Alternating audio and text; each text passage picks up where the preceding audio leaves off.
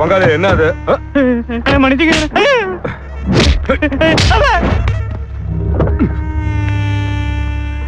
தூக்கி போடுங்கடா அவனை. அண்ணே நீங்க போங்க, நாங்க பாத்துக்கிறோம். நீங்க காலை பிடிங்க. தூக்குடா. என்ன இவ்வளவு பேர் போறானுங்க?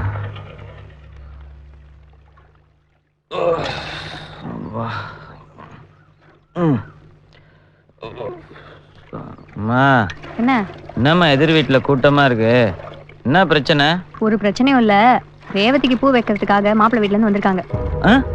என்கிட்ட சொல்லவே இல்ல. நீ முறமாமன் பாரு, உன்கிட்ட சொல்லிட்டு தான் எல்லாம் செய்வாங்க. எனக்கே இப்பதான் தெரியும். போய் வேலையை பாரு. என்னடா நான் சொல்றது உன் காதுல விழுதா? எதிர் வீட்லயே இருக்கா?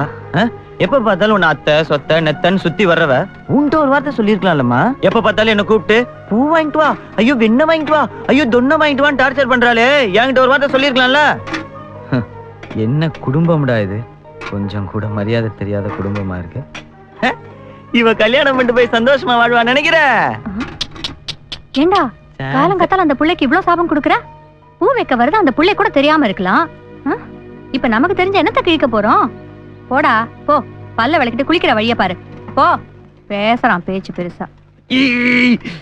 என் நிலைமைய யாருமே புரிஞ்சுக்க மாட்டாங்களே. நான் யார்கிட்ட சொல்லி அழுவுறது?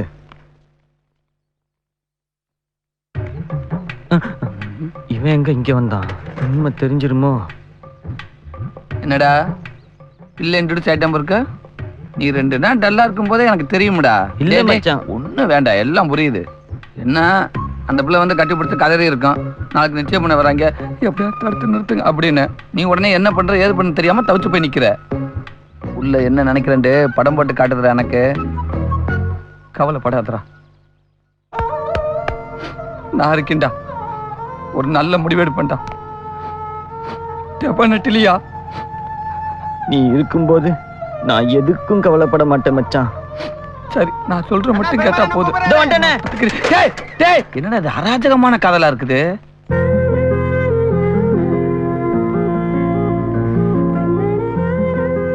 போய் நமஸ்காரம் பண்ணிக்கோமா.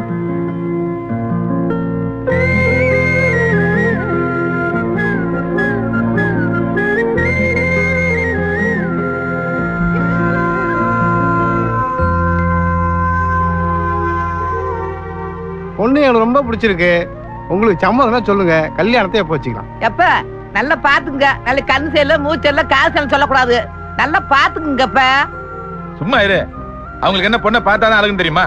ஊரெல்லாம் விசாரிச்சா வந்திருக்காங்க, தெரியாதா? கொஞ்ச நேரம் இரு. அப்பா அதான் சரின்ட்டாங்களே, பேசி முடிங்க. ரொம்ப சந்தோஷம். நீங்களே ஒரு நல்ல நாளா பார்த்து சொல்லிட்டீங்கன்னா அன்னைக்கே கல்யாணத்தை வச்சுக்கலாம். கணக்கு அந்த காலண்டர் எடு. இந்தாங்கண்ணா. வைகாசி மாசம் 15ஆம் தேதி ஞாயிற்றுக்கிழமை, நல்ல முகூர்த்தம். அன்னைக்கே கல்யாணத்தை வச்சுக்கலாம். முதல் நாள் சனிக்கிழமை கோயில்ல நிச்சயதார்த்தம். எல்லாருக்கும் சம்மதம் தானே? வச்சுக்கலானே. அப்புறம் என்னப்பா, ஐயாட்டு கல்யாணம் 30 நாள் தான் இருக்கு. ஊரே சேர்ந்து அமக்கமா நடத்தி போடணும். எல்லாரும் இருந்து கறி விருந்து சாப்பிட்டு தான் போகணும். இது பொண்ணோட அண்ணன் கட்டல. டேய் கண்ணா, முதல்ல வாடி. எப்படி கறி வாங்க போணுமா? வா வா வா, சீக்கிரம் முதல்ல செம்மறியாட்ட கலந்து வேண்டா.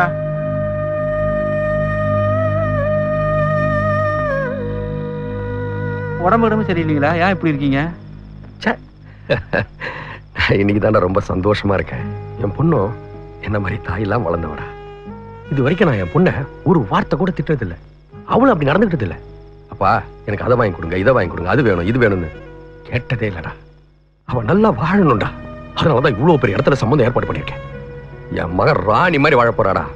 ராணி மாதிரி ஒரு நல்ல இடத்துல சம்பந்தம் பண்ணா.